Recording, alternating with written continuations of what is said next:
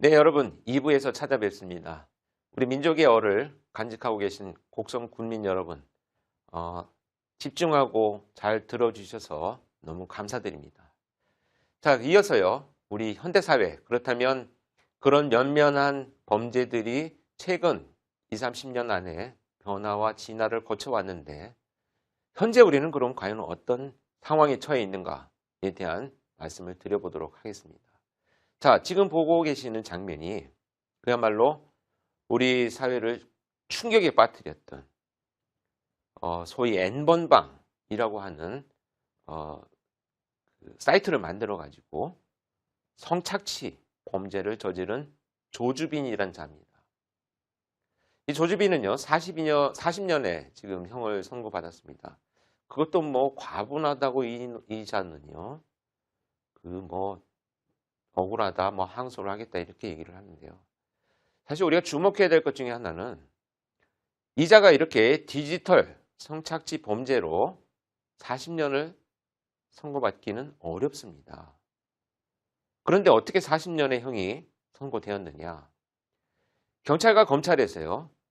이 자가 저지른 범죄가 너무나 끔찍하기 때문에 단순 디지털 성범죄에 대한 법률 적용을 한 것이 아니고요. 조직범죄, 조직적으로 성착취를 한 조직범죄로 법률을 적용을 했습니다. 그래서 조직범죄 우두머리인 수괴로 인정을 한 것이고요. 이런 조직범죄는 최하 10년 이상의 처벌을 받기 때문에 중형을 처벌할 수 있었습니다. 사실은 40년이 중형도 아니죠. 어떻게 보면. 이자의 범죄를 제가 하나씩 소개를 드려보겠습니다. 자, 사이코패스 일부에서 제가 말씀드렸습니다. 자신의 목표를 이루기 위해서 사람들을 도구처럼 쓰고 언제든지 죽게 만들거나 죽일 수도 있다라는 생각을 가진 자들이다. 이런 말씀을 드렸는데요. 또 그런 행위들을 통해서 자신의 목표, 예를 들면 금전적인 이득을 취하거나 사기범죄, 보이스피싱 범죄를 저질러서 사람들을 좌절하게 만들고 극단적인 선택을 하게 만드는 자들이다. 그래서 돈을 교묘하게 편취하거나 또는 사람을 죽게 만들거나 이런 다양한 형태로 사이코패스들은 범죄를 저질러 왔는데요. 이제 우리가 직면한 이 조주빈이란 자는 이 모든 범죄들이 다 포함되어 있습니다. 하나씩 살펴보겠습니다. 첫 번째, 자, 개인정보를 불법으로 수집을 합니다. 절박한 상황에 처해 있는 피해자들을 선정합니다. 찾아내지요. 여러분, 저는 이렇게 생각합니다. 지금 강력범죄를 예방하려면 일부에서 말씀드렸다시피 조금 더 강력하지 않은 좀 놈들이 있긴 합니다만 이 범죄들을 예방하려면 가장 먼저 무엇을 해야 되는가? 라는 질문을 많이 받는데요. 저는 그렇게 생각합니다. 기본적으로 우리 사회가 지켜야 될 사소하다고 생각하지만 반드시 지켜야만 될 것들을 잘 지키는 것이 강력범죄를 예방하는 첫걸음이다. 이렇게 말씀을 드리고 싶습니다. 자, 여러분, 개인정보에 대해서 우리 너무나 소홀합니다. 개인정보가 유출된다는 것. 이러면 안 되지 라고 하면서 거기에 대한 유출한 자들에 대한 처벌이나 사회적 관심도는 그다지 높지가 않습니다. 자, 지금 일어나는 범죄는요. 이 개인정보의 유출로 모든 것이 시작됩니다. 보이스피싱 범죄도 마찬가지고 이런 디지털 성착취 범죄도요. 결국은 절박한 상황에 처해 있는 피해자들을 선정할 때 개인정보를 가지고 선정합니다. 자, 이렇게 이 조주빈이라는 자는요. 절박하고 어려운 상황, 벗어날 수 없는 누구에게도 도움받을 수 없는 피해자들을 선정을 합니다. 불법으로 취득한 개인정보를 이용해서 이들에게 접촉을 하기 시작합니다. 그리고 나서요. 요구를 합니다.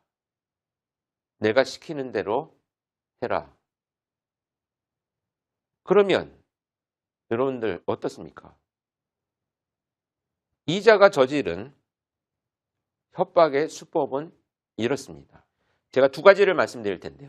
첫 번째는 너 내가 시키는 대로 하지 않는다면 오늘 저녁에 찾아가서 끔찍하게 너를 해칠 거야 라고 하는 위협. 두 번째, 너에 대한 개인정보와 전화를 전부 해킹해서 너의 부모와 친구와 네가 사랑하는 사람들에 대한 정보들을 내가 다 가지고 있다. 내가 시키는 대로 하지 않는다면 너로 인해서 너의 부모든 친구든 네가 사랑하는 누구든 끔찍한 일을 당할 수 있어 라고 하는 위협이 있습니다. 자, 이 두 가지 위협 중에 우리는 어떤 것이 더 공포스러울까요? 물론 두 가지가 다 공포스럽긴 합니다만 오늘 저녁에 너를 해칠 거야 라고 하는 위협은 내가 대처를 할 수 있습니다. 경찰에 신고할 수도 있고요. 누군가에게 도움을 요청해서 보호 요청을 할 수도 있죠. 그런데 내가 알고 있는 부모와 가족과 또 내가 사랑하는 친구와 지인들, 도대체 누가 나 때문에 끔찍한 일을 당할지도 모른다라고 하는 두려움은 엄청난 위협이 될 수 있습니다. 자, 이렇게 이자들은요, 피해자들을 교묘하게 자신의 통제 안에 들어오게 합니다. 그리고 나서 성착취물을 만들지요. 어떻습니까? 이 피해자들은 결국 그 성착취물을 만든 이후에 스스로 너무 괴롭고 고통스러운 감정에 빠져서 극단적인 선택을 합니다. 자, 이렇게 조주빈이라는 자는 자기 손에 소위 피를 묻히지 않고도요, 사람들을 죽게 만들었습니다. 예전처럼 강호순, 유영철, 정남규 이런 자들이 집집마다 찾아다니고 길거리에서 열심히 늦게까지 일하고 귀가하는 피해자들을 공격하고 교묘하게 피해자를 자기 차에 태워서 범죄를 저질렀다면 이제 이 조주빈이란 연쇄살인범은 자기 손에 범행도구를 들고 다니지 않지만 피해자들을 죽게 만드는 살인범죄를 저질렀습니다. 디지털 성착취 범죄가 아니고요, 살인범죄입니다. 자, 그 결과 이것을 판매함으로 해서요, 많은 사람들에게 제공하고 돈을 벌었습니다. 자, 사이코패스가 할 수 있는 모든 범죄를 다 저질렀습니다. 그래서 저는 현대사회에 지금 일어나고 있는 이 사이버상의 성착취 범죄를 단순히 디지털 성착취 범죄다라고 지칭하기보다는 연쇄살인범에 의한 살인범죄와 다를 바 없다라는 관념과 개념을 만들어야 되지 않나라고 하는 생각을 합니다.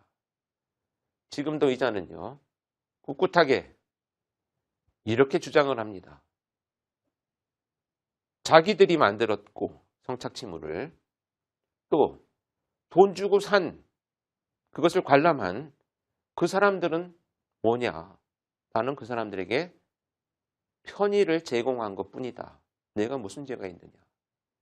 이자들은요, 이렇게 말도 안 되는 소리로 자신을 합리화하고 포장하고 있습니다. 자, 이런 자들이 바로 진화된 사이코패스 범죄자들입니다.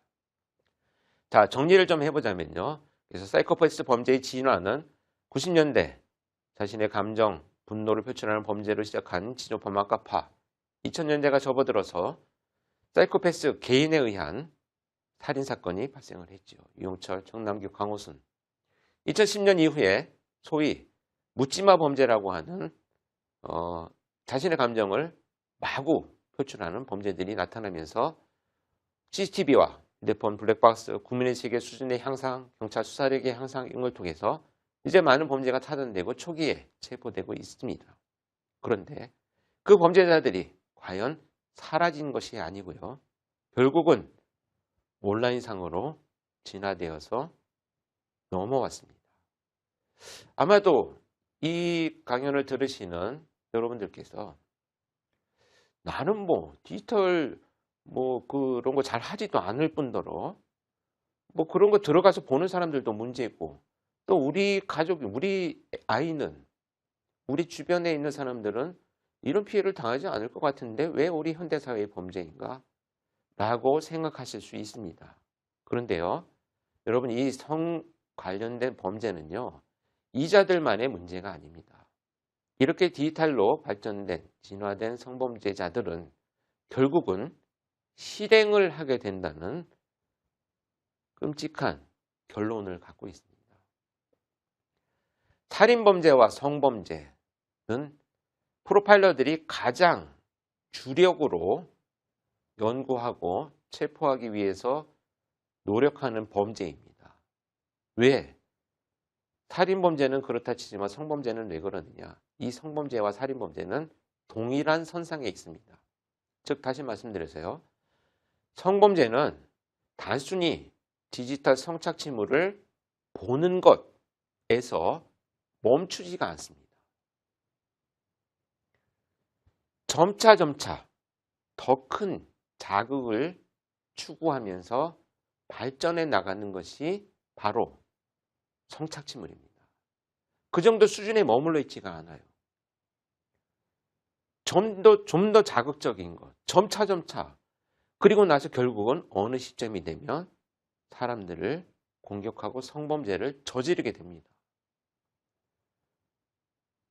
이런 범죄를 저지르는 온상이 되어버린 것이 바로 디지털 성착취 범죄의 현상입니다.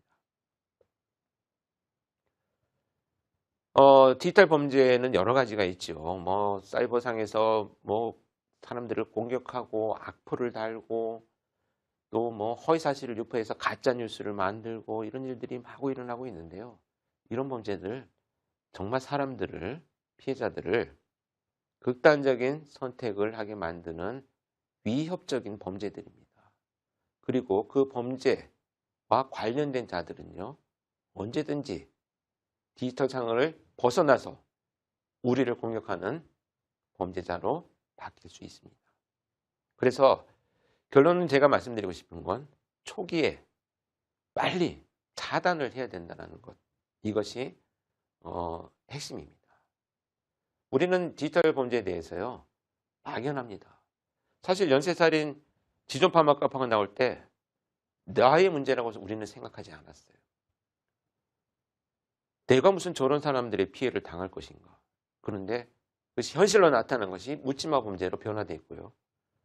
또 디지털 성범죄가 이렇게 일어나고 있는데 그건 남의 일이야. 우리 애는 저런 거 안 봐. 우리 아이는 이런 일에 노출될 수가 없어. 그런데요. 이 피해를 본 피해자들이 바로 그런 우리의 자녀들이고 우리의 아이들이었습니다. 어디 멀리 있는 사람이 아니고 바로 우리 주변에 있는 피해자들이었습니다. 굉장히 심각하게 생각을 해야 된다. 저는 이렇게 생각합니다. 자, 디지털 성범죄의 특성을 보면요. 가장 먼저 익명성입니다. 누가 누군지를 알 수 없어요. 그리고 이 접근성이 높고요. 특히 한 번 제작된 이 성착취물들은 어마어마하게 복제되어 가지고요. 전파되기 때문에 아무리 피해자가 삭제를 하기 위한 노력을 해도 되지 않습니다. 한 명의 범죄자에 의해서요. 정말 절대 다수의 수많은 피해자가 나타나는 것이고요. 이 성착취물 제작 판매, 특히 지금 디지털이 발전되어 나가고 있는 범죄 현상의 또 한 가지는요. 소위 딥페이크라 그래서 여러분들 지금 제 얼굴을 이렇게 보고 계시지 않습니까? 정말 교묘하게 디지털로 조작을 해가지고요. 제 얼굴에 다른 사람의 얼굴을 붙여서 마치 제가 말하는 것처럼 이렇게 알아볼 수 없을 정도로 조작을 하는 기술이 딥페이크입니다. 예를 들면 성착취물을 만들어 놓고요. 유명 연예인이나 유명인들의 얼굴을 합성해 놓으면 그 사람이 정말 저런 성착취물에 출연한 것처럼 우리는 오해를 하고 알게 되어 있는 거죠. 정말 교묘한 범죄들입니다. 그 범죄 피해를 당한 사람들은 어떨까요? 그야말로 정신과 온 마음이 무너져 버립니다. 회복될 수가 없습니다. 이런 범죄를 저지르는 것이 지금 우리 디지털 성착취 범죄입니다. 자, 또 한 가지 반드시 우리 곡성 국민들께 말씀드리고 싶은 범죄 중에 하나는 그루밍 성범죄입니다. 가스라이팅, 그루밍 이런 얘기들을 아마도 한 번쯤은 들어보셨을 텐데요.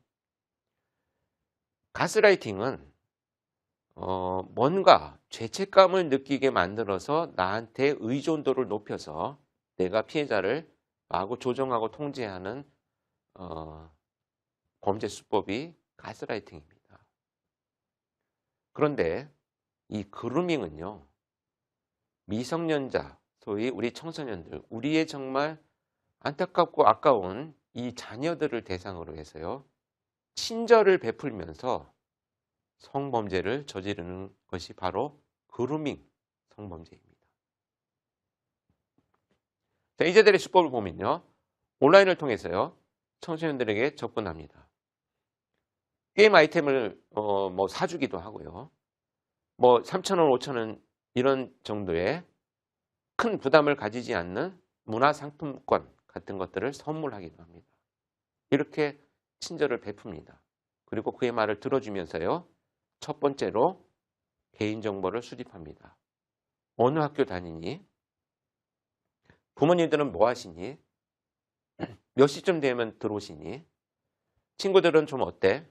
이렇게 자연스럽게 아동들의 개인정보를 수집합니다. 이것은 나중에 자기의 통제를 벗어나고자 할 때 아주 위협스러운 협박의 수단으로 활용이 됩니다. 근데 우리 아이들은 어떻습니까, 여러분들? 자, 좋은 사람과 나쁜 사람을 구분할 수 있는 사회적 경험이 많지 않습니다. 제가 학생들의 이렇게 진로 상담 같은 것들을 프로그램을 제가 이제 재능기부처럼 여러 차례 수년차 하고 있는데요. 중학생 정도의 학생들한테 제가 물어봅니다. 좋은 사람이 어떤 사람이야? 나한테 잘해주는 사람이요. 잔소리 안 하는 사람이요. 내가 하고 싶은 대로 응원해주는 사람이요. 그럼 나쁜 사람은 어떤 사람이지? 게임 못하게 하고, 놀고 싶은데 놀지 못하게 하고, 잔소리 많이 하고, 하기 싫은 걸 꼭 하라고 하는 사람들은 나쁜 사람이죠. 물론 범죄 저지르는 사람은 나쁜 사람이에요. 그럴 때 제가 물어봅니다. 그러면 네가 지금 얘기한 잔소리하고 게임하지 못하게 하고 공부 열심히 하라고 하고 잔소리하는 부모님들이 나쁜 사람일까? 그러면 아이들이요. 아니요. 그렇게 나쁘거나 좋다라는 평가를 표면적으로 드러나는 것으로 아이들은 인식하고 있습니다. 그래서 어떤 사람이 나에게 접근을 할 때 어떤 의도를 갖고 있는지를 아이들은 잘 모릅니다. 이것을 교묘하게 이용한 것이 바로 그루밍 성범죄입니다. 이렇게 개인정보를 수집해가지고 이제 점차 오프라인에서 만남을 유도하고요. 그렇게 만나서 성적인 접촉을 합니다. 문제는 뭐냐면요. 피해 아동들이 오랜 시간 동안 이 그루밍에 몇 개월, 1년씩 그루밍에 빠져 있기 때문에요. 자기가 정말 이 사람을 사랑한다. 저 사람은 나를 정말 위해서 나를 도움을 주고자 도와주는 좋은 사람이다라는 생각에 빠져버리게 됩니다. 그래서 이 성접촉이 일어났을 때 경찰이 이것을 밝혀가지고 법정에 처벌하기 위해서 기소를 하면요. 심지어 아동들이 저 사람은 나쁜 사람이 아니에요. 라고 가해자를 법정에서 변론해준 이런 일들이 지금 비일비재하게 발생을 하고 있습니다. 우리 애는 그렇지 않지. 여러분 그렇지 않습니다. 우리 아이들이 이미 이런 피해를 당하고 있습니다. 그래서요. 여러분들 잘 유심히 살펴봐야 될 것 중에 하나는 뭐냐면 아이들이 가스라이팅이든 그루밍이든 이들의 수법은 그렇게 개인정보를 수집한 이후에 이 아이를 전부 파악하고 나면요. 주변 사람들과의 관계를 차단을 하기 시작합니다. 무슨 얘기냐? 친하게 지내는 사람, 부모님, 또 가족들하고 선생님하고 대화할 수 있는 기회들을 자꾸 차단합니다. 어떻게든지 끊어요. 야, 너 그런 친구 만나지 마. 너 부모한테 이런 얘기 하면 안 돼, 어머니한테. 이건 우리들만의 비밀이야. 이런 식으로 아이들한테 자꾸 주변 사람들과의 관계를 차단합니다. 이건 왜냐? 자기가 지금 뭔가 불법적인 일을 저질러야 되는데 이 아이가 누군가와 상의를 하면서 범죄가 드러날 것을 우려해서 이 자들이 자꾸 도움을 받을 기회를 차단하는 것입니다. 그래서 여러분들 우리 아이가 갑자기 내성적이기도 한데 평소에는 안 그런데 점차 친구들하고의 만남이 줄어들고 어느 순간부터 나와도 대화가 줄어들면서 혼자 뭔가에 집중해 있고 만약에 예를 들어서 오늘 저녁에 우리 가족들 식사하러 나갈까라고 한번 제안을 했을 때 그래도 되나? 시간에 내가 누군가를 접속을 해야 되는데 인터넷상에서 이렇게 눈치를 본다. 이런 증상이 일어난다면 아이들을 우리는 분명히 심도 있게 관찰을 하거나 범죄 피해자가 되고 있지 않은지 살펴봐야 됩니다. 그런 징후가 있다면요, 여러분 경찰에 신고를 하십시오. 우리 아이가 갑자기 어느 순간부터 점차 이상 증세를 일어나고 있는데 혹시 범죄 피해자가 되고 있지는 않은지 사이버 수사대 같은데 의뢰를 해서요. 지금까지 주고받았던 내용들을 살펴봄으로 해서 어떤 피해를 당하고 있는지 확인을 해야만 합니다. 자, 외국의 경우를 볼까요? 2017년 4월부터 이 그루밍의 초기 단계에서 차단하는 법률을 이미 시행했습니다.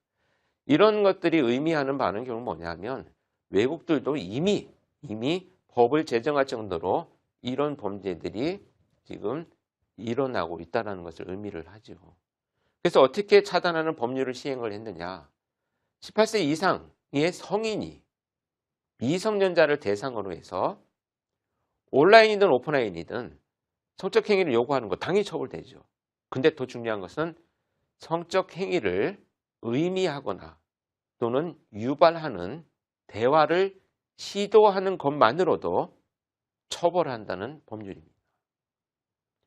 미국 같은 경우는요.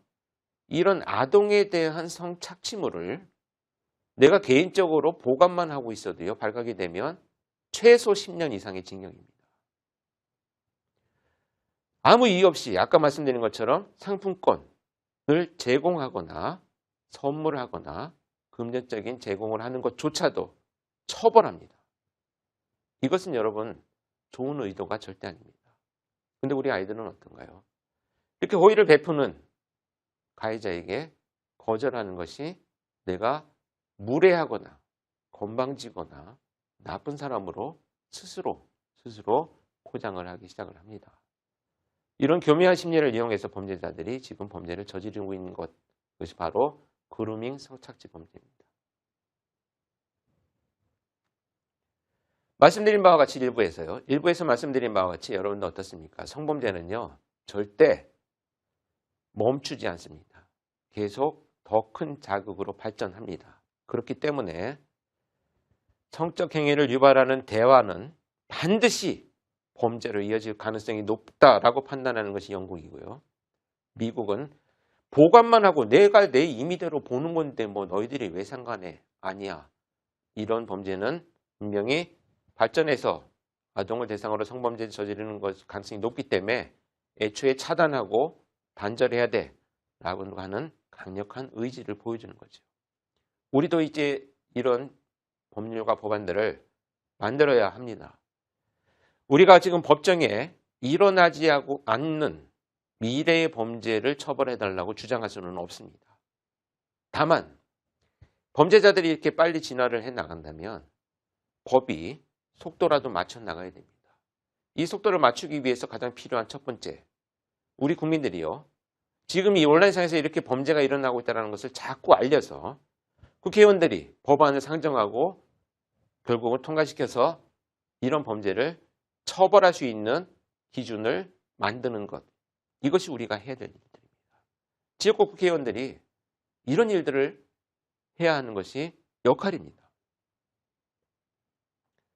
법도 바뀌어야 되고요. 법정의 처벌의 기준도 당연히 바뀌어야 되겠죠. 자, 이렇게 이제는요. 범죄가 저질러질 때 대부분 우리는 그렇게 얘기를 했습니다. 문단속 잘하고 밤늦게 다니지 마라.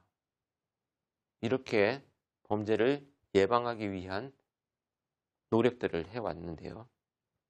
이 디지털상에서 일어나는 범죄들은요. 문단속과 밤늦게 다니지 않는 것으로 예방되지 않습니다. 어떻게 예방이 되느냐? 우선 가장 먼저 물론 뭐 개인정보의 뭐 어떤 그 유출에 대한 어떤 그 뭐 처벌들 막 이런 그 법률적인 문제들도 있지만 제가 꼭 말씀드리고 싶은 건 가스라이팅이든 성착취물이든 그루밍이든 우리들의 정말 어렵고 힘들고 취약한 마음을 파고드는 범죄이기 때문에 이제는 우리가 마음 단속을 잘 해야 되는 시대가 되었다. 이렇게 생각을 합니다. 여러분들 뭐 학생들도 보고 계시고 부모님들도 계시겠습니다만 여러분들께서 누군가 이유 없는 호의를 베풀 때 또는 이유가 불분명한 호의를 베풀 때는요. 적당히 거절할 줄 아는 방법, 거절하는 것도 아이들한테 알려주어야 되는 시대가 되어버렸습니다. 그것이 꼭 무례한 것이 아닙니다. 아이들은 판단을 할 수 없는 사회적 경험이 없기 때문에 좋은 사람과 나쁜 사람을 구분하기도 어렵습니다. 그래서 여러분들 이제는 마음 단속을 잘하는 그래서 범죄 피해자가 되지 않는 이런 건강한 사회가 되기 위해서 서로 노력을 해야 될 것으로 보여집니다. 자, 이렇게 여러분 오늘의 강연을 마무리하겠습니다. 물론 제가 뭐 진짜 심각한 범죄가 일어나는 것처럼 말씀을 드렸습니다만 심각하긴 해도 우리 절대 다수의 선량한 국민들은요. 이 범죄들을 막을 수 있습니다.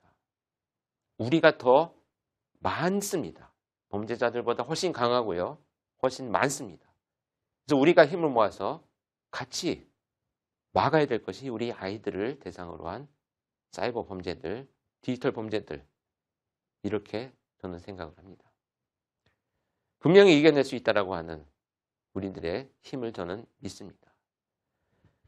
자, 우리 정말 민족의 얼을 간직하고 계신 곡성 군민 여러분, 이렇게 많은 선량한 우리들이 이겨낼 수 있다라고 하는 믿음으로 오늘 강연을 마무리하겠습니다. 고맙습니다.